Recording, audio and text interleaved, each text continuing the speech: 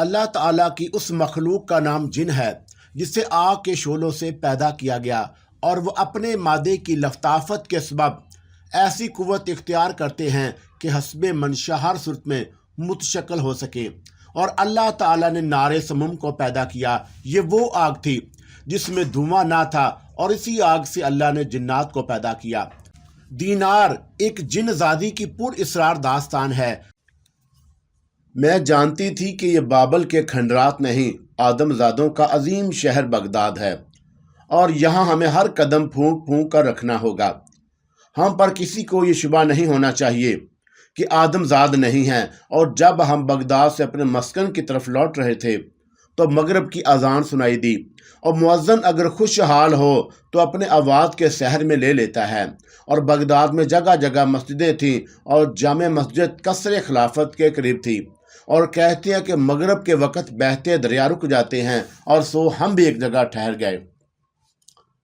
کھنڈرات کا رخ ہم نے بلا وجہ نہیں کیا تھا۔ میں اور آرج مغرب سے عشاء تک بھاگ دوڑ میں لگے رہے، اور جنات میرے ساتھ تعاون کرنے پر آمادہ ہو گئے۔ اس کام سے فارغ ہو کر میں عالم سوما کے پاس پہنچ گئی، اور میری تعلیم کا وقت ہو گیا تھا۔ اے دینار، تو نے اور اے آرج، تو نے بھی ذہین طلبہ ہونے کا ثبوت دیا ہے، عالم سوما کہنے لگا۔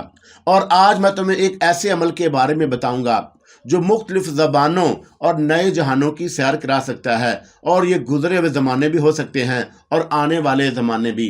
اور تم نے اگر اس عمل پر عبور حاصل کر لیا تو تمہارے علم کی وسعت کا اندازہ لگانا آسان نہ ہوگا۔ اور یہ عمل صرف جنات ہی کر سکتے ہیں، اور یہ انہی کے لیے مخصوص ہے۔ اور اسی عمل کے ذریعے دنیا میں بولے جانے والی مختلف زبانوں کی آگہی بھی تمہارے لیے دشوار نہ ہوگی۔ اور اللہ کے کلام میں بڑی طاقت ہے۔ ہاں، یہ طاقت خیر ہی کے خاطر استعمال ہونی چاہیے۔ اور سوما کا لہجہ تاکیدی تھا۔ تعلیم کے درمیان سوال کی اہمیت خود سوما ہی نے واضح کر چکا تھا، اور سو میں اپنی حیرت پر قابو پا کر بولی، فرض کر اے سوما کہ میں آنے والے کسی زمانے میں جانا چاہوں تو اس غرض سے مجھے کیا کرنا ہوگا؟ اے دینار، تیرا سوال قبل از وقت ہے، اور تو نے ابھی نہ تو عمل کے بارے میں جانا ہے اور نہ اس پر عبور حاصل کیا۔ سوما نے جواب دیا، اور اس پر بھی میں تجھے بتا دوں کہ کسی زمانے میں جانے کی خاطر تیرا ارادہ کافی ہوگا۔ یعنی اے سوما، میں نے سوچ لیا اور زمانے میں پہنچ گئی، مگر مجھے کیا خبر کہ آنے والے زمانے کیسے ہوں گے؟ اور کسی خواہش کو بھی تو کوئی بنیاد ہونی چاہیے، اور میں کوئی ایسی آرزو کس طرح کر سکتی ہوں جو کبھی میرے اندر جاگی ہی نہ ہو؟ مثلاً اب سے 1000 برس یا اس سے بھی زیادہ کسی زمانے میں کوئی واقعہ ہونے والا ہے یا ہوگا، تو مجھے اس کی کیا خبر؟ تیرا ذہن اس وقت سوالوں میں الجھا ہوا ہے اے دینار، اور جو کچھ میں نے کہا ہے تو بڑی حد تک سمجھ چکی ہے۔ اور گزرے ہوئے زمانوں یا آنے والے زمانوں میں کہیں ٹھہرنے کے لیے تجھے پہلے ان کی سیر کرنی ہوگی، اور تب تو جان لے گی کہ تیری آرزو کیا ہے، یا یہ کہ تجھے کہاں رکنا اور کہاں سے رکے بغیر گزر جانا ہے۔ اور سمجھ لے اے دینار کہ علم کی کوئی کوتاہ نہیں، اور میرا مشورہ اور اپنے سوالوں کو اس دن کے لیے اٹھا رکھ جب تو عمل کر چکے، اور اس کے بعد بہت سے سوالوں کے جواب تجھے خود ہی مل جائیں گے۔ اور میں نے سوما کا مشورہ مان لیا اور اس سلسلے میں مزید کوئی سوال نہ کیا۔ وہ رات میں نے کھنڈر میں گزاری، اور اس پر میری ماں سہلوبہ بہت خوش ہوئی، اور اس نے کہا کہ تو اگر اسی طرح آتی جاتی رہے اے دینار تو مجھے تجھ سے کوئی شکوہ نہ ہوگا۔ بول، اب کب آئے گی؟ اور یہ پہلے یہاں سے چلی تو جائے تبھی تو آئے گی۔ اور غصے میں ڈوبی ہوئی آواز میرے وجود کو جھنجھوڑ گئی، اور میں تیزی سے پلٹی۔ اپنے بھائی یوسف کو دیکھ کر مجھے بڑی حیرت ہوئی، اور وہ مجھ سے عمر میں بڑا ضرور تھا، مگر اس کا مطلب یہ نہیں کہ وہ میں اس طرح بات کرتا۔ کیا مطلب ہے تیرا یوسف؟ تجھے یقیناً کسی نے میری طرف سے بہکایا ہے۔ تو مجھے مار ڈالنے کی دھمکی دے رہا ہے۔ بکواس نہ کر دینار، یوسف نے کہا، سب کہہ رہے ہیں کہ تو بغداد میں آرج کے ساتھ رہے گی۔ تو پھر مجھے بھی غصہ آ گیا، اور میری ماں ہم دونوں کے درمیان میں آ گئی۔ اس نے مجھے پیچھے ہٹا دیا اور یوسف سے کہنے لگی، ابھی میں زندہ ہوں یوسف، اور تیرا باپ اخزم بھی مرا نہیں، اور میں نے تو پہلے تو معلوم کیا ہوتا کہ دینار کس کی اجازت اور مرضی سے بغداد گئی ہے، اور تیرے باپ اخزم نے اسے اجازت دی ہے کہ یہ بغداد میں رہے۔ یہ خوب رہی ماں، ہم پر تو پابندی ہے کہ آدم زادوں کی بستیوں میں نہ جائیں، اور اسے کھلی چھوٹ کیوں؟ تو مجھ سے جواب تلے گا، اور مجھے جانتا نہیں کہ میری ماں کو بھی طیش آنے لگا، اور مجھے تو آرج کے ساتھ رہنے پر اعتراض ہے۔ یوسف کچھ نرم پڑا۔ تجھے کہیں کافر جنات نے تو نہیں بہکایا، اور کس سے مل کر آ رہا ہے تو؟ اور میری ماں نے پوچھا اور یوسف چپ رہا۔ اے میری ماں، یقیناً اسے صحرا نے بہکایا ہوگا، اور میرا باپ غلط نہیں کہتا، کفار بے اعتبار ہیں، میں بولی۔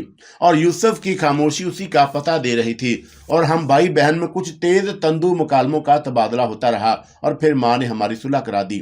اور یہ پہلا موقع تھا کہ یوسف مجھ سے اس قدر ناراض ہوا تھا۔ جب میرے باپ نے عارج کے ساتھ رہنے پر کچھ نہیں کہا تو یوسف کو بھی اپنی حد میں رہنا چاہیے تھا۔ دیکھ اے یوسف، اگر تو اپنی بہر دینار سے اسی طرح لڑتا رہا تو ماں کی آواز بھاری ہو گئی تو پھر یہاں نہیں آئے گی۔ یوسف بہرحال میرا بڑا بھائی تھا، اور میں نے اس کی وقتی خفگی کو نظر انداز کر دیا۔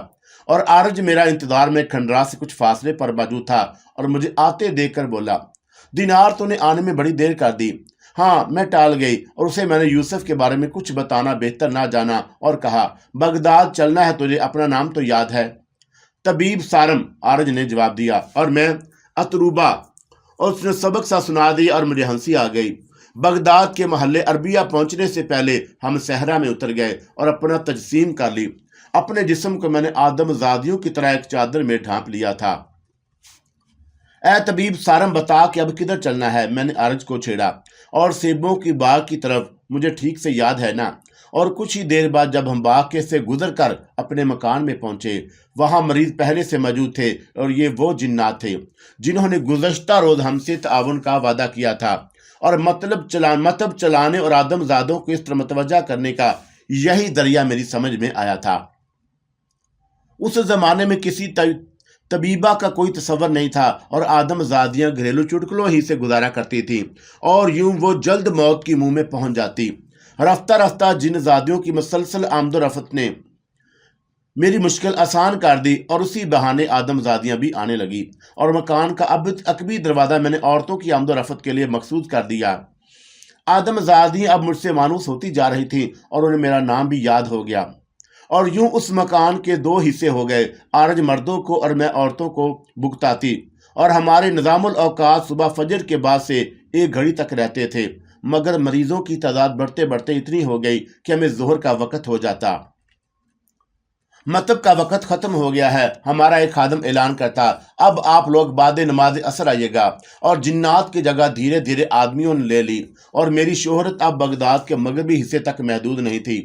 قصر خلافت کے اہم عہدے داروں کی بیگمات بھی اپنے علاج کی غرض سے میرے پاس آنے لگیں، اور انہی عورتوں کی زبانیں مجھے بہت سی ضروری اور غیر ضروری باتیں معلوم ہوتی رہتیں، اور آدم زادیوں کی زبانیں بڑی لمبی ہوتی ہیں، اور ان کے پاس بیکار باتوں کے لیے وقت بھی بہت ہوتا ہے، اور میں کام کی باتیں ذہن میں رکھتی اور بقیہ فضولیات کو بھلا دیتی، اور کوئی طواب دوا کے دام کم یا برائے نام لے تو لوگ اسے سانس لینے کی مہلت نہیں دیتے۔ یہی حال ہمارا تھا، اور معلوم ہوتا کہ ہمارے مطب میں دوا مفت بٹ رہی ہے، جبکہ ایسا نہیں تھا۔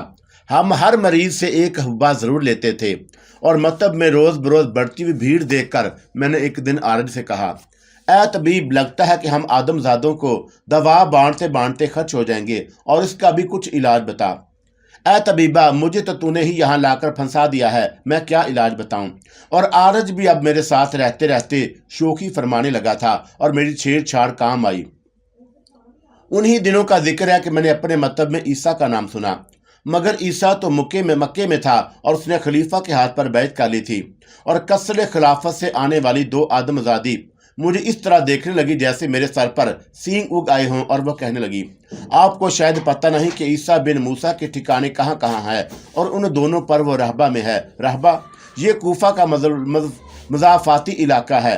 اچھا، اور میں نے اس طرح لمبا سانس لیا جیسے مجھے کچھ خبر نہ ہو۔ آدم زادی کی عمر تقریباً 50 برس ہوگی، اور یہ عمر بڑھاپے کی کہلاتی ہے، اور اکثر آدم زاد اس عمر میں سنجیدہ اور رنجیدہ نظر آنے لگتے ہیں، مگر جب روزی روٹی کی فکر نہ ہو تو دور کی سوچتی ہے، اور اس بڑھیا کو دیکھ کر کوئی بھی جوان ماننے کو تیار نہ ہوتا، لیکن وہ تھی کہ یوں بن سنور کر نکلتی جیسے شادی کوزیاں دن نہیں ہوئے، اور میں نے اسے باتوں میں لگا کر ساری کتھا کہانی جان لی۔ اسے اگر میری عمر معلوم ہو جاتی تو پچھاڑ کھا کر گر پڑتی، اور میری کمر میں بہت درد رہتا ہے۔ اس نے کہا، اور میں نے سنا تھا کہ آپ… میں بول اٹھی، ٹھیک ہے دوا مل جائے گی، خدا حافظ۔ اور اسے میں مجبوراً خدا حافظ کہنا پڑا اور نسخہ میں نے اسی کو تھما دیا۔ اسی کے ساتھ جو کنیزیں اور خادمائیں آئی تھیں اسے ہاتھوں ہاتھ لے گئیں اور میں نے سوچا کہ چلو بلا ٹلی، اور مجھے اب یہ انتظار تھا کہ بھیڑ کب چھٹے گی۔ مطلب کا وقت ختم ہوتے ہی ہمارے خدام بھی رخصت ہو جاتے اور ان کے لیے بھی یہی حکم تھا۔ عیسیٰ بن موسیٰ کا ذکر پہلے بھی میری اس داستان میں آ چکا ہے اور وہ خلافت کا دعوے دار تھا۔ ایک مدت سے بنو ہاشم کی ایک جماعت اور خلیفہ مہدی کے ساتھ عیسیٰ کے پیچھے لگے ہوئے تھے کہ کسی طرح دفع شر کر سکیں، اور کئی بار کوششوں کے باوجود عیسیٰ زیر دام نہیں آ رہا تھا، اور معاملہ بالکل سیدھا سادہ تھا کہ المہدہ کے بڑے بیٹے موسیٰ بن المہدہ کو ولی عہد بنا دیا جائے، اور یہی ملعہدی کا بیٹا الہادی بھی کہلایا۔ اور عربوں میں ایک ہی نام کے کئی فرد ہوتے ہیں، حالانکہ عربی زبان میں ناموں کی کوئی کمی نہیں۔ مثال کے طور پر موسیٰ بن کعب کے جو محکمہ نظارت کا نگرانی آلہ تھا، اور المہدی کا بیٹا موسیٰ بن المہدی، دونوں ہی موسیٰ تھے۔ اور یہ وضاحت میں نے اس لیے کی کہ تاریخ لکھنے والوں نے بڑے غوطے کھائے ہیں، یا یوں سمجھ لیں کہ غوطے دیے ہیں، اور اس میں چکر میں نہیں پڑنا چاہتی۔ اللہ اللہ کر کے مریض رخصت ہوئے اور میں لپک کر آرج کے پاس پہنچ گئی۔ مجھے جو کچھ معلوم ہوا تھا اسے بتا دیا، اور وہ بھی سوچ میں پڑ گیا۔ کیا کہتا ہے، چلیں کوفہ؟ اور میں نے آرج سے پوچھا۔ تیری مرضی ہے تو چل، اور آرج راضی ہو گیا، اور اسی کے ساتھ ہم دونوں انسانی پیکروں سے نکل آئے۔ جب ہم کوفہ کے مضافاتی علاقہ رہبہ پہنچے تو وہاں ہمیں غیر معمولی سرگرمی نظر آئی، اور پتہ چلا کہ خلیفہ المہدی کے بغداد سے اپنی سپاہیوں کا ایک دستہ وہاں بھیجا ہے، اور رہبہ میں عیسیٰ با اثر تھا اور اس پر ہاتھ ڈالنا ممکن نہ ہوا، اور اس نے دربار میں حاضری سے انکار کر دیا۔ اور یہ تو بڑا ہی گھاک آدمزاد ہے اے دینار۔ اور میں کچھ سوچتے سوچتے چونکی اور سوال کیا، آج کا دن کیا ہے؟ جمعہ، آرج نے جواب دیا، اور ہمیں اس مضافاتی بستی میں آنے سے پہلے کوفہ چلنا چاہیے تھا، مگر خیر میں نے اپنی بات ادھوری چھوڑ دی۔ اے دینار، تو اس طرح نامکمل باتیں کر کے مجھے الجھا دیتی ہے، آرج نے شکوہ کیا۔ تجھے اسی وقت تو کچھ بتاؤں گی جب تو خود کسی نتیجے پر پہنچ جاؤں۔ اور آرج نے مجھے عجیب انداز میں دیکھا۔ کیا دیکھ رہا ہے؟ میں نے اسے ٹوکا۔ تیرے سوا دنیا میں دیکھنے کو اور ہے بھی کیا؟ اور آرج کی رگیں عشق بھڑک اٹھی۔ بس تو آدمیوں کسی باتیں نہ کیا کر، اور میں جن ذات تو تھا مجھے تو نے وہ نہیں رہنے دیا اور آدمیوں کے اس چنگل میں لے آئی۔ چل مان گیا تیری خاطر، یہ تو سوچ کے صحبت کا اثر ہوتا ہے، اور روز آدم زادوں سے واسطہ، اور آدم زادیوں پر تو کیوں نگاہ رکھتا ہے؟ وہ آدم زادیاں جو میرے پاس آتی ہیں اور میں نے باتوں باتوں میں چٹکی لی، وہ مجھے اپنی وفا کا یقین دلانے لگا، اور قسم لے لے چاہے جیسی، اور جو تیرے سوا کسی کو آنکھ اٹھا کر دیکھا ہو اے دینار۔ اور ان باتوں کو چھوڑ، میں تجھے بتاتی ہوں کہ کوفہ چلنے کی بات کیوں کر رہی تھی۔ ہاں بتا۔ اور میری توقع کے عین مطابق وہ فوراً ہی ہیما تن گوش ہو گیا۔ دیکھ آرج، بات یہ ہے کہ خلیفہ المہدی سے عیسیٰ ڈرا ہوا ہے، اور وہ اسی لیے کوفے کم ہی جاتا ہے، اور ایک تو وہ جمعے کو وہاں جاتا ہے یا پھر عید پر، اور اس کی وجہ میں تجھے بتا ہی چکی ہوں۔ اور میں نے آرج کو باتوں میں لگا لیا کہ دیار عشق میں قدم رکھنے کے بعد آبلہ پائی کا گلہ نہ کرنے لگے، اور آبلہ پایان محبت کو مظلوم کبوتر بننے میں بڑا مزہ آتا ہے، اور وہ خود ہی عشق کے صحرا میں بھٹکتے ہیں اور دوسرے سے کہتے پھرتے ہیں کہ ہمیں دیکھو اور عبرت پکڑو۔ اور آرج کیونکہ اب گھاٹ پر آ گیا تھا، اس لیے میں اسے لے کر کوفے پہنچ گئی۔ اس دور میں کوفے کا عامل گورنر روح بن حاتم تھا، اور میں اس کے قصر میں داخل ہوئی تو حقیقت کا پتہ چلا۔ عامل کوفہ کو خلیفہ المہدی کی طرف سے در پردہ کچھ احکام ملے تھے، اور وہ احکام کا تعلق عیسیٰ ہی سے تھا۔ اور یہ دوپہر کا وقت تھا کہ نماز جمعہ پڑھ کر عامل کوفہ آرام کر رہا تھا، اور میں اس کی خواب گاہ میں گھس گئی۔ گہری نیند سے اسے میں نے بیدار کیا تو وہ ہونکوں کی طرح ادھر ادھر دیکھنے لگا، اور کسی کی کیا مجال تھی کہ محافظوں کی نظر سے بچ کر وہاں جا سکتا، اور اسی سبب عامل کوفہ کی پیشانی پر بل پڑ گئے، اور میں اس کے سامنے کھڑی تماشا دیکھ رہی تھی۔ عیسیٰ کے بارے میں تجھے کیا احکام ملے ہیں؟ اور میں اچانک اس سے مخاطب ہوئی تو وہ اچھل پڑا، اور دانستہ اسے ابھی میں نے اپنی جناتی صفات کے زیر اثر نہیں لیا تھا، اور جو کام ذرا سی चिपट लगाने से निकल जाए उसके लिए तमांचे की जरूरत नहीं होती। सो आदमजादों के साथ मेरा भी अब यही रवैया था। लगे हाथों मैं एक वजाहत और करती चलूं कि लफ्ज़ आमल का मतलब अमल करने वाला है और अरबी ज़ुबान बड़ी मालदार है। एक ही लफ्ज़ के कई मानी होते हैं और इस लफ्ज़ के मानी कारीगर भी हैं। बस इबहाम दूर करने के लिए ये बेहतर होगा कि मैं रूह बिन हातम को हाकम लिखूं। और गर्ज उस वक़्त हाकम साहब चक्रीदन बने हुए थे और कि आवाज़ आई, तू कहाँ से?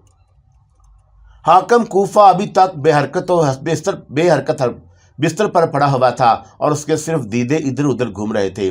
दूर तक सन्नाटा था और मुहाफिज अगर वहाँ थे भी तो पर्दों के पीछे छुपे होंगे। और अव्वल तो एक गैर इंसानी आवाज़ सुनकर कौन टिक सकता है? और जान तो सभी को प्यारी होती है, और वो जिन्नात हों या आदमजाद। बता ना रूह बिन हातम, मैंने तुझसे कुछ पूछा है। और मैं फिर बोली। हाकम एकदम उठकर बैठ गया और तेजी के साथ उसके हाथ सरहाने रखी तलवार तक पहुंचा और उसे मैंने तलवार बेनियाम करते देखा। और ये अलग बात है कि उसके हाथ कांप रहे थे और चेहरे पर हवाइयां उड़ रही थीं। तलवार हाथ से रख दे, मेरी आवाज़ में हुक्म था। हाकम हुक्म देते हैं मानते नहीं, और यूं भी आदमजादों को अशरफ अल मखलूकात यानी तमाम मखलूक में अशरफ बनाया गया है और इसी से लफ्ज़ मुशर्रफ बना है, वह जिसे बुजुर्गी या बड़ाई दी गई हो।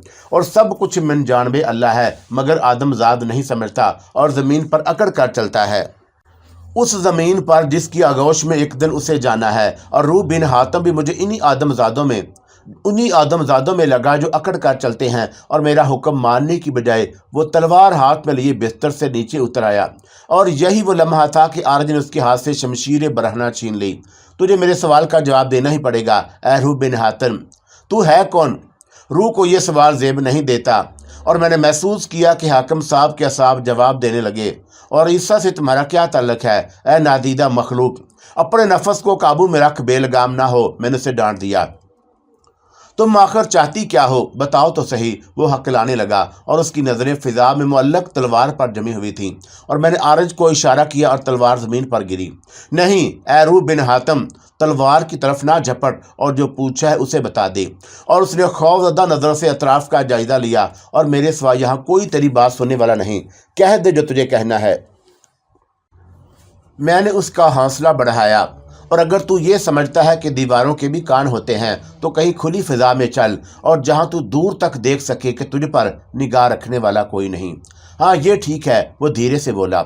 और मैंने फौरन कहा, बिल्कुल ठीक नहीं। तू किसी खुली जगह पर जाकर ऐसी हरकत करेगा तो लोग तुझे दीवाना समझेंगे और ये खबर बगदाद तक भी पहुंच सकती है और फिर तुझे खलीफा अल महदी माजूल भी कर सकता है। हाँ, ये तो है। तू बड़बड़ा रहा है और मैं तेरी हर बात सुन रही हूँ, क्या ये काफ़ी नहीं? यकीनन काफ़ी है। और वह खुद ही मेरे असर में आता जा रहा था और मैं उसके करीब हो गई। तो बता दे, मगर ये खुशबू मेरी खुशबू है, ये खौफज़दा ना हो। और मैं डर तो नहीं रहा। हाँ, और क्या? और मैंने कब कहा है कि तू किसी से डरता है? हाँ, अल्लाह से ज़रूर डर। वो तो मैं डरता हूँ, नमाज पढ़कर आ रहा हूँ और मालूम है मुझे, ऐ रूह बिन हातम, मेरे सामने पारसा ना बन। और मुझे उसकी ढटाई पर गुस्सा आने लगा और यूं जल्दी कर वरना। और मैंने जानबूझकर अपना जुमला अधूरा छोड़ दिया और उसे वापस बिस्तर पर ला के पटक दिया। वो हाँपने लगा और मैंने उसके सर को गिरफ्त में ले लिया और तेरा कासा सर चटका दूंगी अभी। खुशबू, छोड़ दे मुझे। और मेरा नाम खुशबू नहीं है। मैंने गिरफ्त कदरें ढीली की। तो फिर तेरा क्या नाम है? वो एतदाल पर आने लगा। मुझसे सवाल ना कर, ज्यादा चालाकी दिखाई तो घाटे में रहेगा। और मैं बोली और आरज की तरफ देखा। आरज समझ गया कि मैं क्या चाहती हूँ और उधर आरज ने रूह बिन हातम के पहलू में ज़रब लगाई और उधर मैंने उसे चीखने ना दिया। बताता हूँ कि वह दर पर्दा मुझे बगदाद से हुक्म मिला है और ईसा को ऐज़ा पहुँचाऊँ। और वह आदमजाद आकर खुल ही गया। उसे ऐज़ा पहुंचाना क्या तेरे बस में है? हाँ, वो कूफे आता ही नहीं और जब आता है तो उसके मुहाफ़िज़ उसे घेरे में लिए रहते हैं। वो बड़बड़ा रहा था और मुझे जो मालूम करना था वो मालूम हो गया। तो वहाँ मज़ीद रुकना अबस लगा और रूह बिन हातम पर मैंने गहरी नींद तारी कर दी। और अब वो सो कर उठता तो उसे यूँ महसूस होता कि कोई ख्वाब देखा है। और आरज को मैंने चलने का इशारा किया। हम कूफा से निकल आए तो आरज बोला, अब किधर का इरादा है ए दीनार?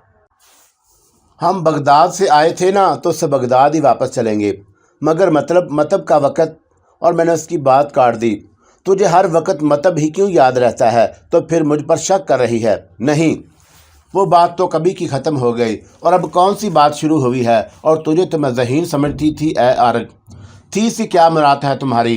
क्या अब मैं गबी हो गया हूँ? ज़हीन और गबी होने में बस बाल बराबर फ़र्क है।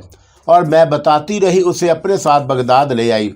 और आरज भी अब मेरे मज़ार से वाकिफ़ होता जा रहा था और उसने कुछ ना कहा और हम कसरे खिलाफत के सामने खड़े थे।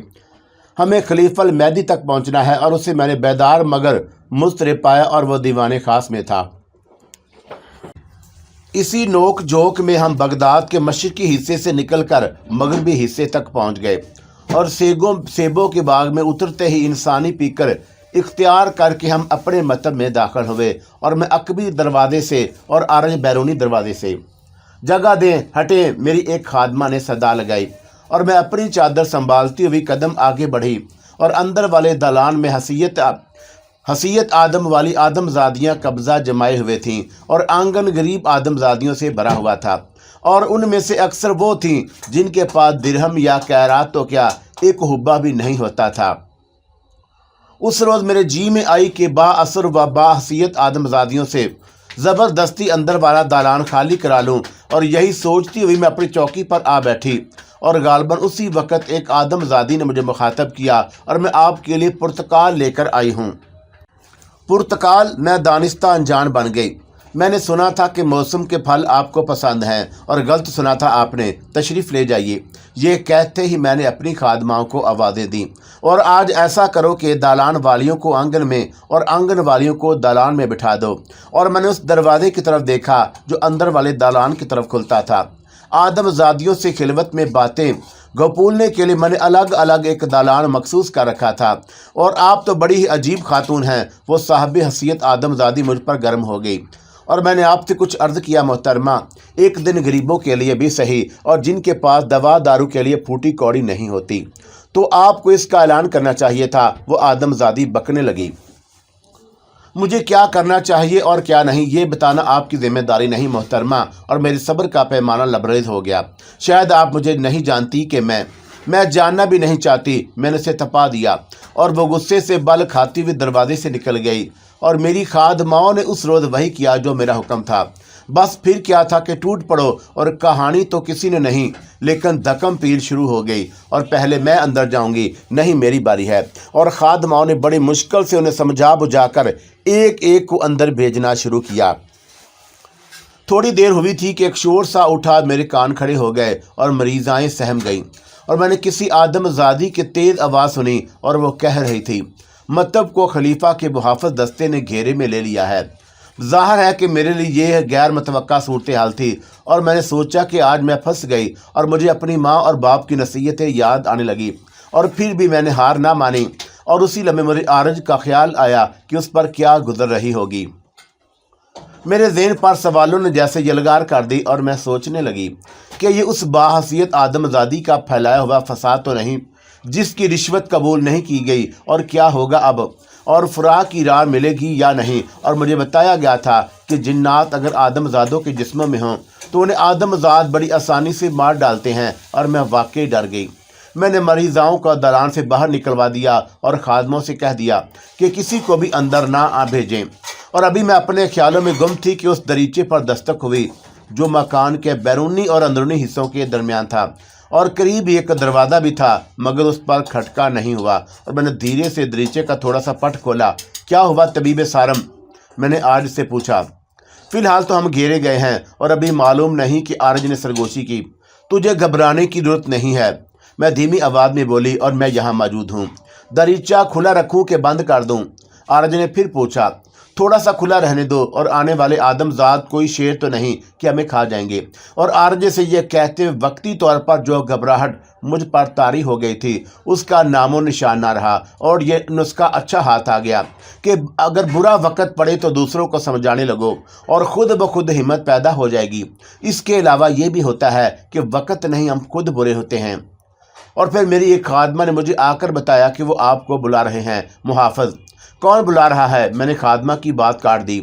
उनसे नाम पूछ कर आऊँ? और खादमा घबराई हुई बोली थी। नहीं। मैं अपनी चौकी से उठकर खड़ी हुई और इस दौरान मुझे अपने खौफ की وجہ معلوم ہو گئی۔ قصہ صرف یہ تھا کہ کسی آدم ذات کو میری حقیقت معلوم نہ ہو جائے، اور میں نے 3 بار لا حول ولا پڑھی اور اپنے دالان سے باہر آ گئی۔ چادر کو میں نے اچھی طرح اپنے جسم پر لپیٹ لیا، اور آدم زادوں کے درمیان رہ کر میں نے ان کے طور طریقے بھی سیکھ لیے تھے۔ خادماؤں نے میری خاطر راستہ بنایا اور میں گھر کے عقبی دروازے تک پہنچ گئی۔ باہر نکلتے ہی میں نے بلا جھجک ایک گھڑ سوار کو مخاطب کیا، کس لیے تم لوگوں نے مطلب کو گھیرا ہے؟ اور میں نے اس گھڑ سوار آدم ذات کے چہرے پر گھبراہٹ دیکھی، اور یہ تو مجھے معلوم ہو گیا تھا کہ وہ خلیفہ کا محافظ دستہ ہے، اور اسی سبب اس گھڑ سوار سے بولی، تمہارے دستے کا سالار کون ہے؟ میں ابھی نہیں انہیں لے کر آتا ہوں۔ اور گھڑ سوار یہ کہتے ہی دوڑ گیا، اور اس عرصے میں میری خادمائیں بھی باہر آ گئی تھیں۔ تم اندر ہی رہو، مجھے فی الحال تمہاری ضرورت نہیں۔ جی بہتر، ان میں سے کوئی ایک بولی۔ فرار کا راستہ کھلا تھا، میں اگر چاہتی تو وہاں سے رفو چکر ہو جاتی اور آرج کو بھی نکال کر لے جاتی، لیکن اگر یہی کرنا ہوتا تو بغداد کیوں آتی؟ اور ذرا دیر ہوئی تھی کہ میں نے زمین میں دھمک محسوس کی۔ کچھ گھوڑ سوار اسی طرف لپکے چلے آ رہے تھے، اور میں سے ایک آگے تھا، اور قریب آنے سے پہلے وہ اپنی سواریوں سے اتر گئے، اور میں نے ان آدم زادوں کی حرکات و سکنات کا بغور جائزہ لیا۔ اپنے گھوڑے کی لگامیں تھامے اور ساتھ جھکائے وہ آدم زاد میرے سامنے آ کر رک گیا۔ جی بولے، کیا بات ہے، اور کیوں آپ نے یہاں سینسی پھیلائی ہے؟ میرے لہجے میں جواب طلبی تھی۔ غلام معافی کا خواستگار ہے، اور وہ میرے سامنے تھوڑا سا جھکا، اور میری نظر اس آدم ذات کے چہرے پر تھی، اور اس کی نگاہیں جھکی ہوئی تھیں۔ غلام نے معافی؟ اور میں نے اس کی بات کاٹ دی اور آپ سے تم پر آ گئی۔ تم نے کیا غلام کی رٹ لگا رکھی ہے؟ جو کہنا ہے صاف کہو۔ عرض کرتا ہوں گل، اس کی زبان لڑکھڑا گئی، اور معلوم نہیں آدم ذات اتنی چک پھیریاں کیوں دیتے ہیں، اور سیدھی طرح بھی تو بات کی جا سکتی ہے۔ محافظ دستے کے سالار نے آخر کار بتا ہی دیا کہ مجھے خلیفہ المہدی کی بیوی خیرزان نے بلایا ہے، اور میرے لیے اس کی وجہ سمجھنا مشکل نہیں تھا۔ میں نے ٹھنڈا سانس بھرا، اور آدم زادوں نے شاید ایسے ہی موقع کے لیے کہا ہے کہ کھودا پہاڑ نکلا چوہا۔ آدم زادیوں کو دوائیں دیتے ہوئے مجھے خاصی دن ہو گئے تھے، اور کثر خلافت سے بھی آدم زادیاں میرے مکان پر آتی جاتی رہتی تھیں۔ موقع کی نزاکت کو سمجھتے ہوئے میں نے محافظ دستے کے سالار سے کہا، ملکہ محترمہ کی خدمت میں ہمارا سلام عرض کر دیں، اور انہیں بتا دیں کہ ہمارے مطلب کا وقت ظہر کے وقت تک ہے، اور یہاں آپ دیکھ رہی ہیں کہ کتنی خلقت جمع ہے، اور ملکہ عالیہ کی خدمت میں ہم خود بخود ظہر حاضر ہو جائیں گے، اور آپ ہماری بات سمجھ گئے۔ بہتر۔ اور یہ کہہ کر سالار میرے سامنے ادب سے جھکا، اور پھر رخصتی کی اجازت چاہی۔ اجازت ہے، اور غیر ارادی طور پر میرے منہ سے نکل گیا، اور محافظ دستے کے سپاہی چلے گئے تو میں واپس اپنے دالان میں آ گئی۔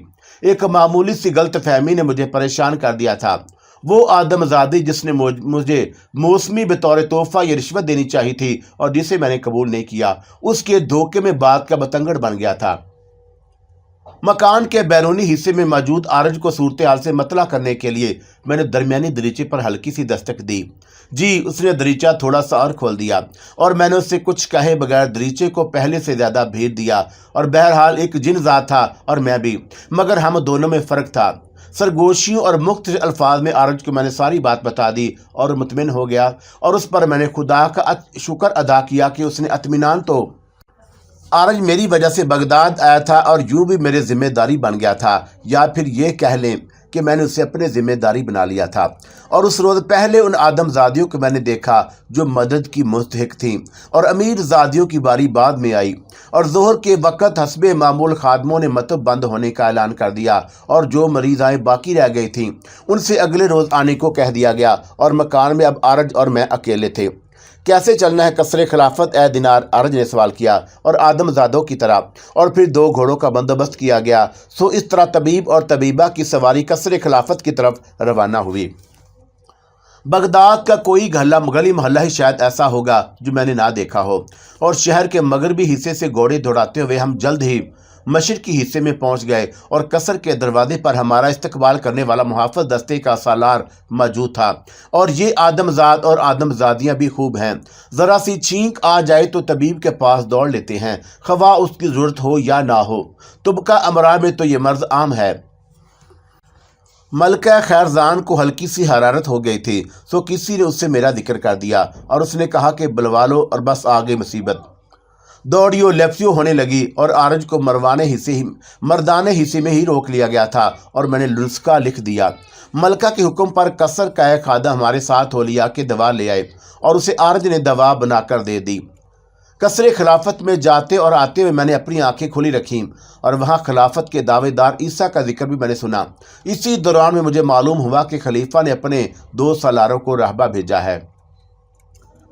खलीफा अल-महदी इस झगड़े को निपटाना चाहता था। उसने और उसके भाई खवाहों ने फैसला किया कि अल-हादी के वली अहदी का ऐलान कर दिया जाए और उसमें ईसा रुकावटें डाल रहा था और वो अगर वली अहदा के दावे से मुस्तकिलन दस्तबरदार हो जाता तो खलीफा के लिए कोई मसला ना रहता। उस रोज दोपहर को जब कसर का खादम दवा लेकर चला गया तो आरज मुझसे बोला, ए दिनार, क्या तुझे इंसानी कालब में तंगी महसूस नहीं होती? और मैंने बगौर उसे देखा। क्या तू अभी से तंग आ गया ए आरज?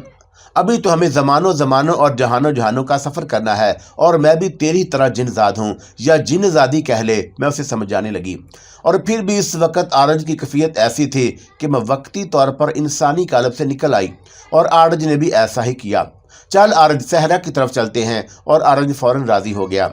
सैर सपाटे का तो पहले से ही आदी था और उसे यह खबर नहीं थी कि यह सैर सपाटा भी बेमकसद नहीं। हम सहरा में एक नखलस्तान देकर वहां उतर गए। दीनार, जिंदगी कितनी खूबसूरत है। और आरज चहकने लगा। हाँ है तो सही, पर इसी वक्त तक जब ख्वाबों की तितलियां हाथ आ जाएं और लगता है कि तुझे शायरी भी आती है। दीनार, यहाँ से कहीं और चलते हैं। कहाँ? मौसल। वहाँ क्या है? उसी पाया जंजीर कैदी का हाल मालूम करना है जिसे मौसल भेजा गया था। याद आया तुझे? हसन बिन अब्राहीम। और तू भी अजब है दीनार, मैं तो समझ रहा था कि घूम फिर कर हम वापस बगदाद पहुंच जाएंगे। वापस तो खैर वहीं चलना है, लेकिन कुछ देर मौसल में। उस नखलस्तान से मैंने मौसल का रुख किया और वहां पहुंचते ही मुझे एक सनसी खेज खबर मिली। हसन बिन अब्राहीम कैद खाने से फरार हो चुका है और यही वो हुसन था कि खताबत में जिसकी बड़ी शोहरत थी और मैंने उसे कसरे खिलाफत में देखा था। याकूब हसन के साथ कैद था और उसने मौका से फ़ायदा उठाया। खलीफा की नज़रों में वो चढ़ गया और दूसरी जानब वो हसन से भी मिला हुआ था और खलीफा से एक मुलाकात में याकूब ने कहा कि हसन को अमान मिल जाए तो वो उसे खलीफा के हजूर पेश कर सकता है। और खलीफा महदी ने याकूब की बात मान ली। हसन की जहानत से खलीफा बड़ा मुतासर हुआ और उसे वक़्त बे वक़्त हाज़िरी की इजाज़त दे दी और वो इसी लायक था और हस्बे लियाकत खलीफा ने उसे अपना मशीर बना लिया। वो दरबार खिलाफत में हाज़िर होकर सरहदी अमूर, असाकर इस्लामिया, तामीरात किला, कैदियों की रिहाई और मुआफ़ी और ज़र जमाना और मुस्तकीन को सदका देने की बाबत मशवरे देता। और खलीफा ने इस आदमजाद हसन को उसकी खिदमत के सिले में 1 लाख दिरहम भी अता किए और यूं खलीफा ने अपने एक बड़े मुखालिफ को अपना हमनवा बना लिया। मैं इंसानी कालब में रहूं या ना रहूं, कसरे खिलाफत में मेरी आमदो रफ्त रहती। और उस पर एक दिन आरज ने मुझसे सवाल किया, ए दिनार, तू इन दिनों कुछ ज़्यादा ही कसरे खिलाफत में आने जाने लगी है, क्यों? और पहले ये बता आरज कि तुझे मुझ पर भरोसा है कि नहीं? तूने ये क्या बात कर दी? मेरा कहना तो ये है कि कोई भी आदमजाद हुक्मरानी करे, हमें क्या?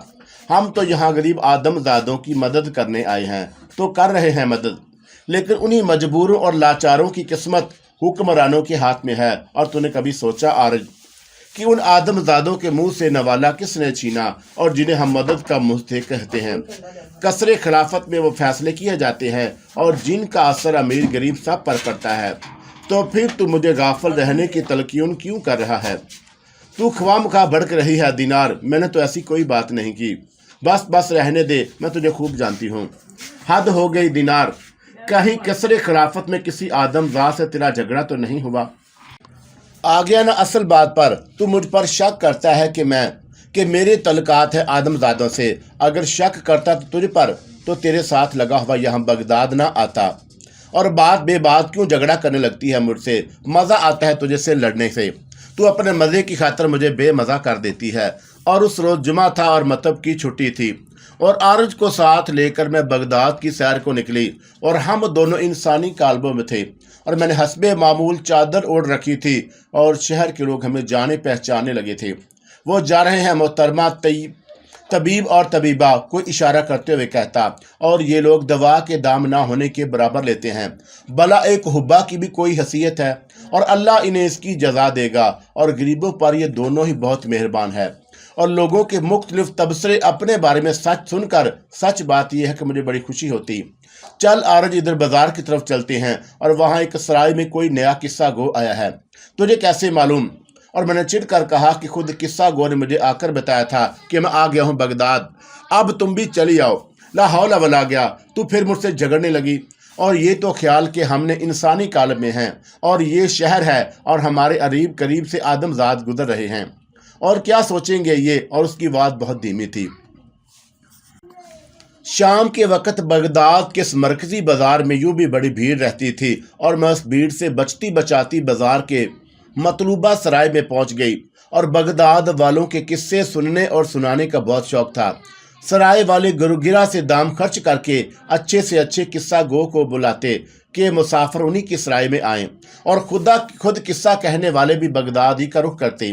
اور عارض کو ساتھ لیے میں جب ایک سرائے میں داخل ہوئی تو ہمیں سرائے کا مالک کشاں کشاں اپنے دالان میں آیا۔ اے طبیب سارم، خادم اس عزت افزائی پر تہ دل سے آپ کا ممنون ہے کہ یہاں قدم زنجیر فرمایا، اور وہ عارض سے مخاطب تھا۔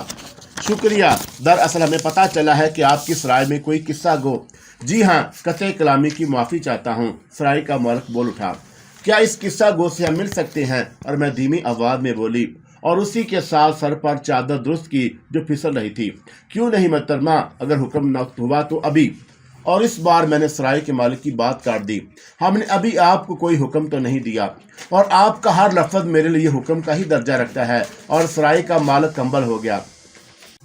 مختصر یہ کہ سرائے کے مالک نے ہمارے لیے اپنے مکان پر قصہ سنانے کا بندوبست کر دیا، اور اس رات سے قبل میں نے عالمہ سوما سے بھی چھٹی لے لی تھی، اور جمعہ کے روز میں سیر سپاٹے کے لیے پہلے ہی سو چکی تھی۔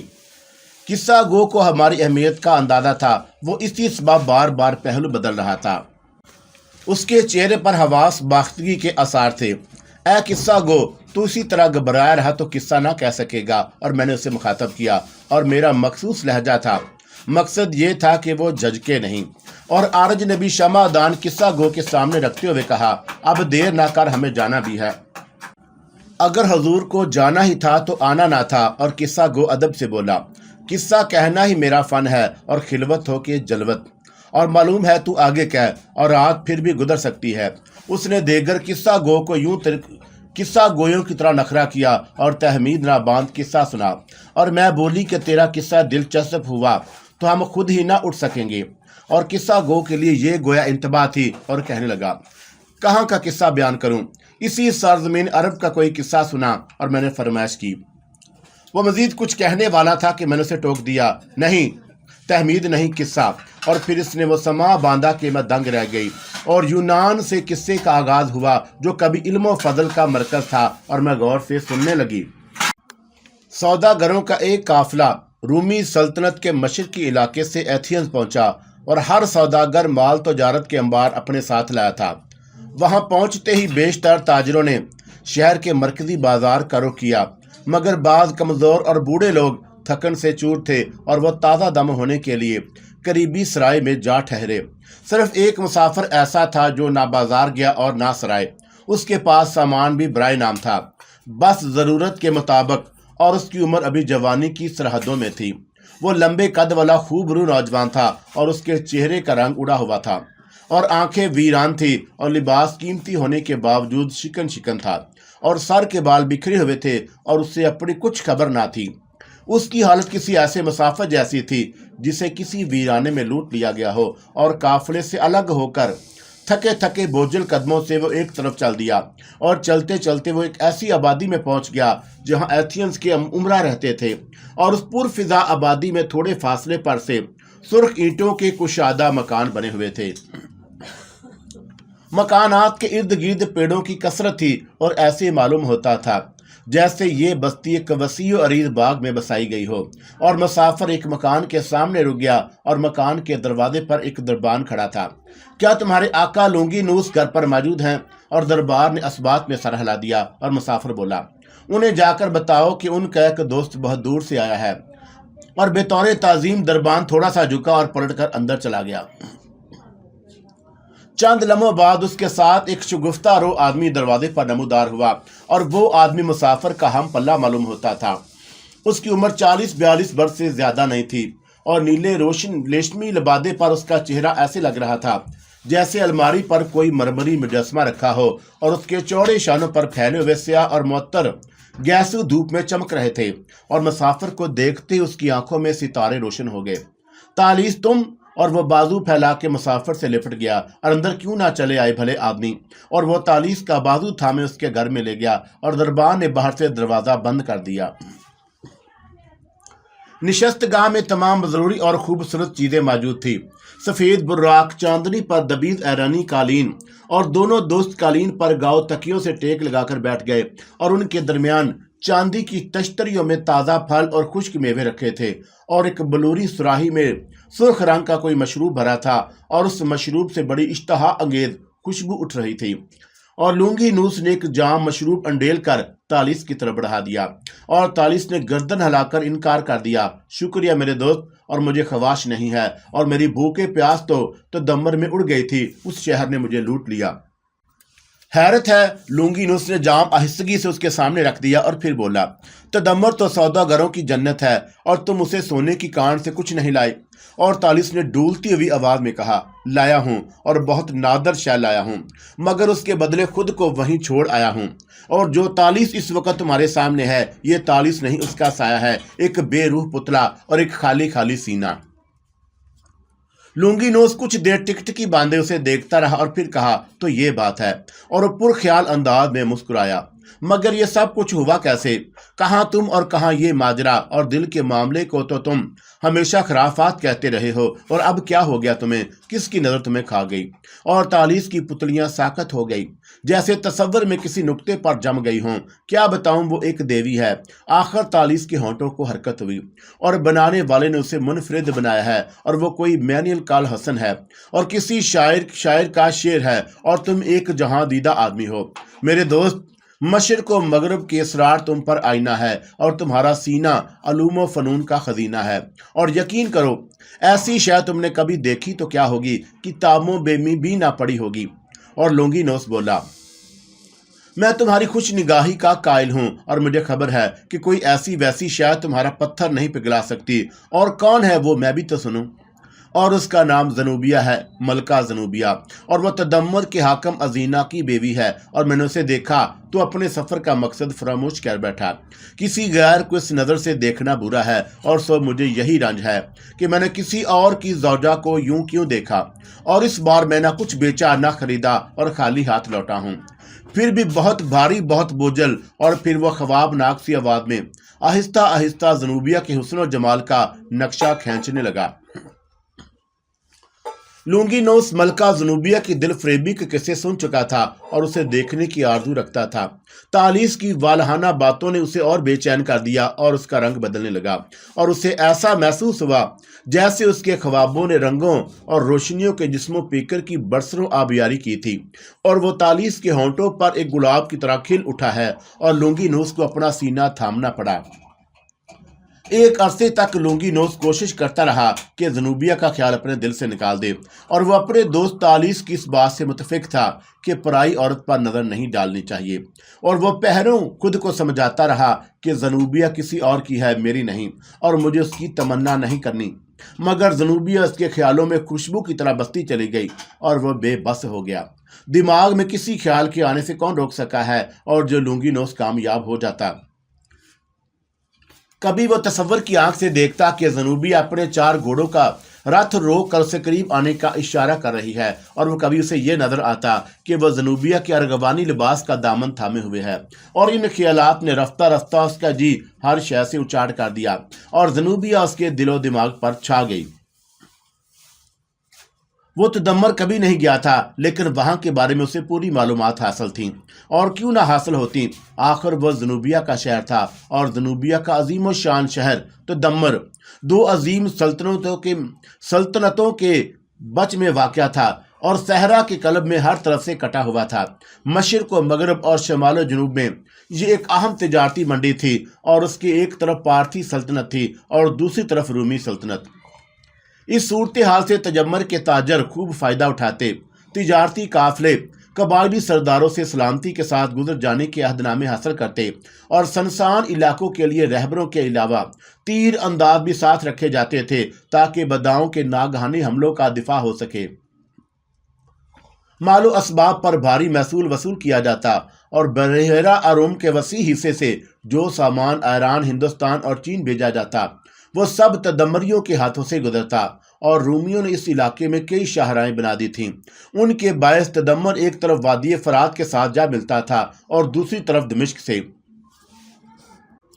245 عیسوی میں لونگینوس دل کے ہاتھوں مجبور ہو کر ایتھینز سے تدمر کے لیے روانہ ہو گیا، اور یہ زمانہ اسلام آنے سے پہلے کا ہے، اور تدمر میں پرانے پارتھی حکمرانوں کی جگہ ایک نیا اور سرگرم خاندان برسر اقتدار آ چکا تھا، اور یہ ایران کاسا خانی خاندان تھا، اور لونگینوس اپنے دور کا ایک نامور فلسفی تھا۔ تدمر کے حاکم ازینا نے اسی لیے اسے ہاتھوں ہاتھ لیا اور اپنے مشیروں میں شامل کر لیا، خاص مشیروں میں۔ ان دنوں ازینا کا ستارہ عروج پر تھا، لیکن لونگینوس وہاں ازینا کے لیے نہیں آیا تھا، اور اس کے لیے زانوبیا اہمیت رکھتی تھی، اور دربار میں پہنچ کر اسے جلدی زنوبیا کا دیدار نصیب ہو گیا۔ اس نے زنوبیا کو دیکھا تو اپنے آپ کو بھول گیا، اور اسے ایسا محسوس ہوا جیسے جاگتے میں خواب دیکھ رہا ہو، اور زنوبیا اس کے تصور سے زیادہ حسین نکلی۔ شکار اور شہ سواری کا زنوبیا کو بہت شوق تھا، اور وہ ہر شام بڑے ستونوں والے عالی شان قصر کے سامنے کھلے میدان میں گھڑ سواری کرنے آتی، اور اسے معلوم نہ تھا کہ قصر کے ایک آدھ کھلے دریچے سے 2 آنکھیں اس پر جمی رہتی ہیں، اور وہ جب تک میدان میں رہتی آنکھیں دریچے سے نہ ہٹتیں۔ اور ازینا نے یہ قصر اپنے امراء دربار کے لیے تعمیر کرایا تھا۔ اسی قصر میں لونگینوس کا قیام بھی تھا، اور قصر کے دریچے سے وہ زنوبیا کو دیکھ لیتا، لیکن ابھی اس سے ہم کلامی کا موقع نہیں ملا۔ اور ایک شام وہ ماہیت کے عالم میں دریچے سے میدان کا نظارہ کر رہا تھا کہ اچانک اسے محسوس ہوا جیسے کوئی اس کے پیچھے آ کر کھڑا ہو گیا ہے، اور وہ چونک کر پلٹا تو اسے ہرمان نظر آیا۔ جوان سال ہرمان ازینا کا قریبی رشتہ دار تھا، اور رشتے میں ازینا اس کا چچا لگتا تھا۔ وہ لونگینوس سے یونانی ادب کا درس لیتا تھا، اور وہی نہیں، حکمران خاندان کے اور افراد بھی اس سے درس لیتے تھے، مگر یہ درس کا وقت نہیں تھا۔ لونگینوس نے اپنی گھبراہٹ پر قابو پاتے ہوئے اس سے پوچھا، شہزادے آپ یہاں اور اس وقت کیسے آنا ہوا؟ استاد مکرم، ہم ایک خاص معاملے میں آپ کی صلاح درکار ہے۔ ہرمان و ادب سے اس کے سامنے جھکا، اور لونگینوس اس کی بے جا مداخلت گراں گزری تھی، مگر اس نے احساس نہ ہونے دیا، اور وہ دریچے سے ہٹ آیا اور ہرمان کو اپنے پاس بٹھا کے دریافت کیا، کیا بات ہے شہزادے؟ ہرمان دبی زبان میں بولا، جناب آج تدمر کی بوڑھی کاہنہ نے ہمارے کان میں ایک سرگوشی کی ہے، اور سمجھ میں نہیں آتا کہ ہمیں اس کی بات دہرانی چاہیے یا نہیں۔ اور اس نے کیا کہا شہزادے؟ اور میں ہمتاً گوش ہو گیا۔ ہرمان جھجکا، اور پھر اس نے ادھر سے ادھر دیکھ کر احتیاط سے کہا، کاہنہ کا کہنا ہے کہ ہمارے محترم ازینا کا آخری وقت قریب ہے، اور ہمارے منہ میں خاک وہ اس دنیا میں نہیں رہیں گی۔ اور لونگی کے ماتھے پر شکنیں ابھرائیں، اور وہ بولا، حاکم ازینا تمہارے سگے چچا تو نہیں ہیں، اور رشتے کے چچا ہیں، مگر ہے تو صحیح۔ پھر لونگینوس کے منہ سے نکلا، ہم سخت تشویش میں مبتلا ہیں استاد مکرم۔ ہرمان کا لہجہ غم آلود ہو گیا، آپ جانتے ہیں کہ ہمارے چچا کے بیٹے ابھی بلوغ کے زینے تک نہیں پہنچے، اور کیا چچا نہ رہے تو ان کی ذمہ داری ہم اپنے ناتواں کندھوں پر سنبھالنی ہوگی، اور کیا ہمیں اس کے لیے تیار رہنا چاہیے؟ کہنا بکواس کرتی ہے۔ لونگینوس مشتعل ہو گیا، آپ اس کی بات پر کان نہ دھریں، اور اپنے شفیق چچا کا برا نہ سوچیں، اور یہ بات بالکل بھلا دیجئے کہ میں بھی دربار سے اسے یاد نہیں کروں گا۔ لیکن وہ کچھ کہتے کہتے رک گیا۔ کہیے شہزادے، آپ کو جو کچھ کہنا ہے کھل کر کہیے، آپ کو ہم پر اعتماد ہونا چاہیے۔ اعتماد ہی تو اس گفتگو کا محرک ہے استاد محترم، اور ہرمان کی آنکھیں جلنے بجھنے لگیں۔ ہم یہ سوچ رہے ہیں کہ نصیب دشمنہ اگر کہنا کی بات سچ ثابت ہو گئی تو ہماری رشتہ داری ہی صحیح، اور چچی کا زنوبیا کا کیا ہوگا؟ اور وہ خود کلامی میں بڑبڑا رہا تھا، کیا زنوبیا کا پھول سا بوجھ بھی ہمیں کو اٹھانا ہوگا؟ اور لونگینوس حیران رہ گیا کہ گویا ہرمان بھی اس کا رقیب ہے، اور اس نے اپنے اضطراب چھپاتے ہوئے ہرمان کو سمجھایا کہ وہ آپ سے عمر میں بہت بڑی ہیں ہرمان، اور کوئی دوشیزہ بھی نہیں، بلکہ دور کے رشتہ داری سے وہ آپ کی چچی ہیں اور آپ کو ان کے متعلق ایسا نہیں سوچنا چاہیے۔ آپ اور ہرمان نے سرد آہ بھری اور بولا، استاد، آپ نے زنوبیہ کو کبھی نظر بھر کے نہیں دیکھا، ان پر ہزاروں دوشیزائیں قربان کی جا سکتی ہیں۔ لونگینوس نے کہا، اور میں آپ کو اس برے خیال سے باز رہنے کا مشورہ دوں گا، اور کسی کو خبر ہو گئی تو آپ کے حق میں اچھا نہ ہوگا۔ اور ہرمان کا چہرہ اتر گیا اور اداس لہجے میں بولا، ہم تو تدمر کے سپہ سالار زاہدہ کو بات کی چیت کی دعوت بھی دے چکے ہیں، تاکہ اگر واقعی کوئی ناخوشگوار صورتحال پیش آ جائے تو اس سے نمٹنے کے لیے ہمارے پاس کوئی طریقہ کار موجود ہو۔ اور شہزادے، یہ آپ نے کیا کیا کہ آپ کو معلوم نہیں کہ زاہدہ حاکم وقت ازینہ کا وفادار ہے؟ اور ہرمان نے کوئی جواب نہیں دیا، تاہم لونگینوس کو توقع تھی کہ وہ عاقبت و نااندیشی کا ثبوت نہیں دے گا اور ازینہ کے خلاف کسی سازش سے گریز کرے گا۔ دوسرے دن اچانک زنوبیہ کی ایک کنیز نے لونگینوس کو اطلاع دی، اور ملکہ زنوبیہ نے آپ کو یاد فرمایا ہے۔ اور لونگینوس کا دل تیزی سے دھڑکنے لگا، اور وہ جب بے عجلت اپنے قصر سے نکل کر شاہی محل کی طرف چلا تو اس پر نشہ ستاری تھا اور قدم لڑکھڑا رہے تھے۔ ایسی ہے جانی کفیت اس نے پہلے کبھی محسوس نہیں کی، اور اسے زنوبیہ کی طرف سے بلائے جانے پر خوشی تھی، لیکن بلاوے کا مقصد اس کی فہم سے بالا تر تھا۔ وہ اپنے خیالوں میں کھویا ہوا ملکہ کے حضور میں پہنچا تو تعظیماً اس کے سامنے اتنا جھک گیا کہ گر گیا، اور اتنا احترام صرف تدمر کے حاکم ازینہ کے لیے مخصوص تھا، اور تدمر کے باشندے ازینہ کو اسی طرح سجدہ کرتے تھے جیسے ایرانی بادشاہوں کو سجدہ کیا جاتا ہے، اور اسے سجدہ تعظیمی کہا جاتا ہے، مگر یہ کھلا کفر تھا۔ اور اس پر زنوبیہ کو سخت حیرت ہوئی، اور لونگینوس پہلا شخص تھا جس نے کافر ہونے کو اعزاز جانا، اور اسے کیا خبر تھی کہ لونگینوس نے اس کے اقتدار کو نہیں، اس کے حسن کو تعظیم دی تھی۔ زنوبیہ نے باوقار لہجے میں اسے مخاطب کیا، اے ایتھینز کے دانا، تم خود تعظیم کے لائق ہو، اور علم سے بڑی بادشاہت اور کیا ہو سکتی ہے، اور تمہارے سامنے تو ہمیں سر جھکانا چاہیے۔ اور زنوبیہ کی آواز نے فضا میں جل ترنگ سے بجا دیے، اور لونگینوس نے سر اٹھا کر دیکھا اور دیکھتا ہی رہ گیا، اور راستے میں وہ بہت کچھ سوچتا ہوا آیا تھا کہ ملکہ سے یہ کہنا ہے، وہ کہنا ہے، مگر اب ہر بات ذہن سے نکل چکی تھی۔ زنوبیہ کو اتنے قریب سے اس نے پہلی بار دیکھا تھا، اور اس کی سمجھ میں نہیں آیا کہ وہ اس زمین کی کوئی عورت ہے یا حسن کی دیوی، اور انسانی پیکر میں آسمان سے اتری ہے۔ زنوبیہ کی تعریف میں اس نے جو کچھ سنا تھا وہ بہت کم تھا۔ اسے زنوبیہ سے پوچھنا چاہیے تھا کہ مجھے کیوں طلب کیا گیا، لیکن اس کی زبان گنگ ہو گئی۔ آخر زنوبیہ ہی نے خاموشی توڑی، اور اس کی آواز لونگینوس کو بہت دور سے آتی ہوئی محسوس ہوئی، اور تم ایک دانش مند انسان ہو، اور تمہارے بارے میں ہمیں بہت کچھ بتایا گیا ہے، اور ہم بہت مسرور ہیں کہ تم نے تدمر کی سرزمین کو میزبانی کا شرف بخشا، اور ہم تم سے یونانی زبان اور ادب کے تحصیل کا ارادہ رکھتے ہیں، اور اسی سلسلے میں آج تمہیں زحمت دی گئی ہے۔ غلام اس بندہ پروری اور عزت افزائی پر ملکہ عالیہ کا ممنون ہے، اور لونگینوس اس سے زیادہ کچھ نہ کہہ سکا، اور ہم بھی تمہارے انتہائی ممنون ہوں گے۔ اور پھر زنوبیہ نے درس کے اوقات کا تعین کیا اور ملاقات ختم ہو گئی۔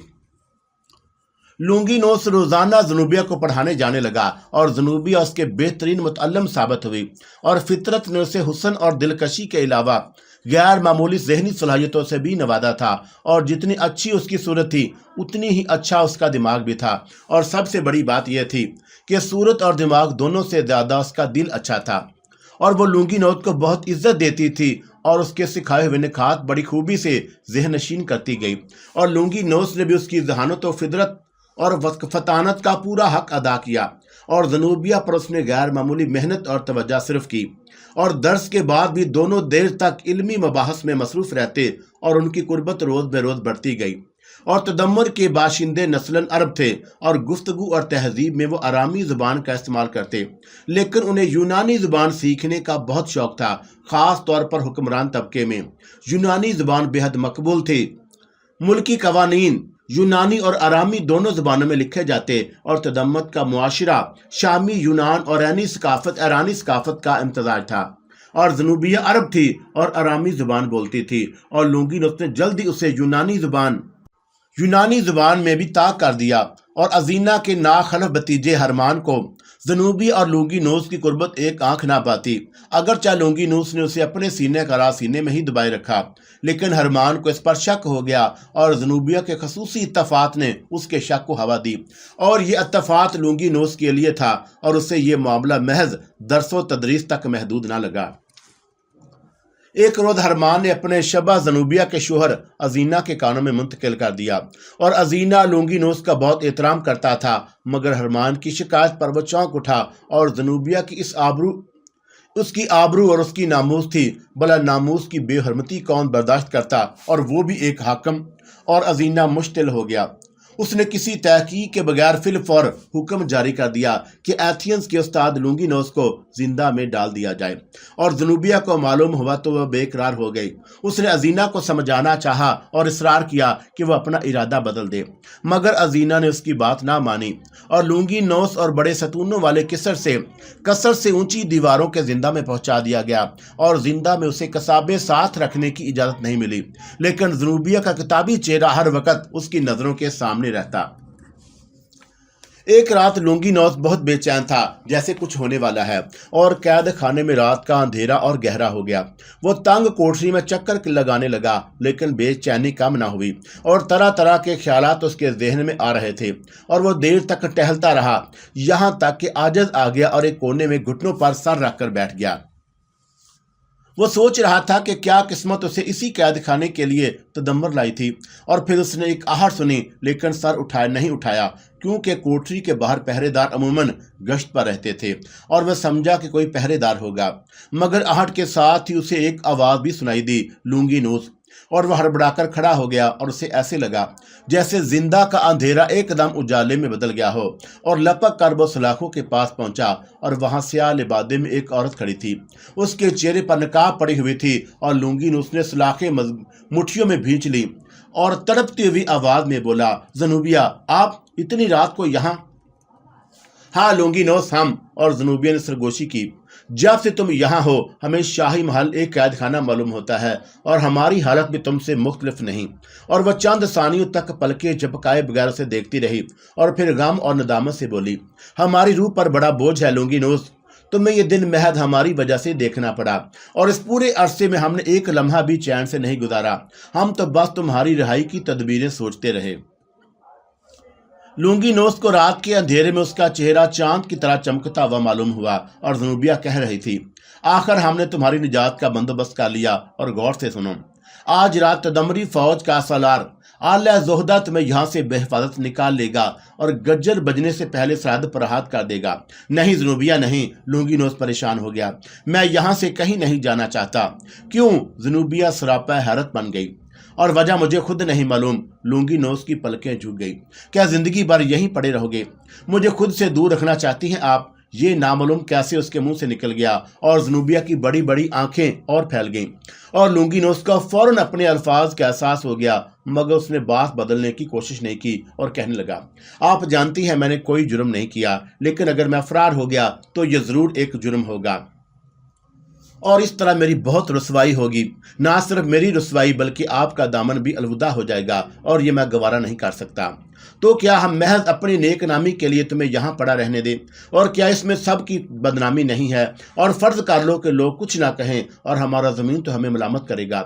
उसने कुछ तवक्कुफ किया और बेहतर यही है लूंगीनोस कि तुम ज़ुबदा के सिपाहियों के साथ रातों रात तदम्मुर की सरहद से दूर निकल जाओ। जी आप क्या कह रही हैं मलका? मैं बेवसीला आदमी हूँ और अजीना हाकम है और उनके हाथ बहुत लंबे हैं। मैं यहाँ से कहीं भी चला जाऊँ वो मुझे दोबारा गिरफ्तार करवा लेंगे। अगर ऐसा हो गया तो यकीनन होगा तो अब के मुझे सिर्फ 3 की सजा नहीं होगी, मौत की। नहीं नहीं, जनूबिया ने सलाखों के बीच से उसके मुंह पर हाथ रख दिया और लूंगीनोस ने हथेली नरमी से हटाते हुए कहा, आप फिलहाल मुझे यहीं रहने दीजिए। मैं यहाँ नाखुश नहीं हूँ और आपकी खातर जिंदा में तो क्या जहन्नम में भी रह सकता हूँ। उसने जनूबिया को समझाया, अब आप चली जाइए और यहाँ ज्यादा देर ठहरना मुनासिब नहीं और वापस जाके आप हाकम ज़िए कदर हाकम तदम्मर को मेरी बेगुनाही का यकीन दिलाने की कोशिश कीजिए। और ये बात क्योंकि सच है اس لیے اب نہ صحیح کبھی نہ کبھی باوری کی جائے گی۔ اور زنوبیہ اور لونگی نوس ابھی باتیں کر رہے تھے کہ دور سے بھاری قدموں کی چاپ سنائی دی اور دونوں چپ ہو گئے، اور پھر آنکھوں ہی آنکھوں میں الوداعی جملوں کا تبادلہ ہوا اور زنوبیہ چلی گئی۔ انہی دنوں ایک بری خبر تدمر پہنچی۔ شاہ پور اول کی سرکردگی میں ایرانی فوج نے روی لشکر پر حملہ کر دیا اور روم کا شہنشاہ دلیرین بڑی مشکل میں گرفتار تھا۔ ایرانی شام تک آ پہنچے تھے اور شمالی شام رومی سلطنت کا حصہ تھا، اور یہ خبریں بھی آ رہی تھی کہ اب ایرانی انطاکیہ کی طرف بڑھ رہے ہیں، اور یہ صورتحال ازینہ کے لیے سخت تشویشناک تھی۔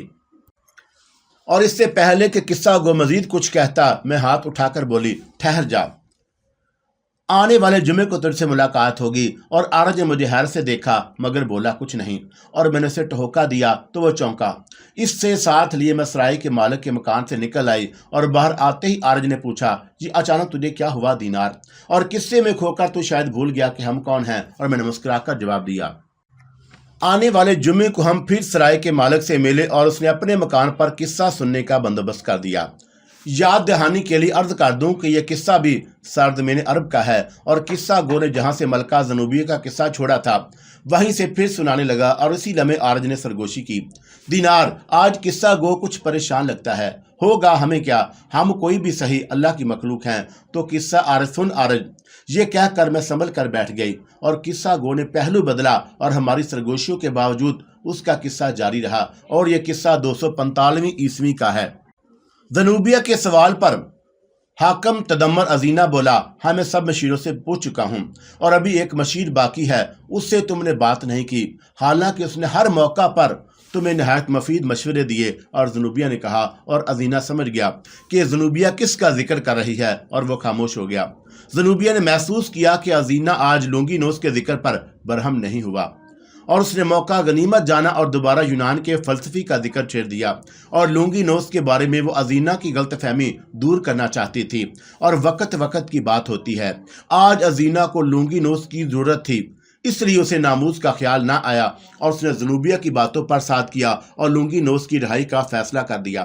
اس کا فیصلہ سنتے ہی زنوبیہ نے کہا کہ لونگی نوس ہمارے استاد ہیں، انہیں لینے کے لیے ہم خود زندان کے در تک جائیں گے۔ اور پھر زنوبیہ 4 گھوڑوں والے رتھ پر محل سے نکلی، اور رتھ کے ساتھ حاکم تدمر ازینہ کے محافظوں کا خصوصی دستہ تھا۔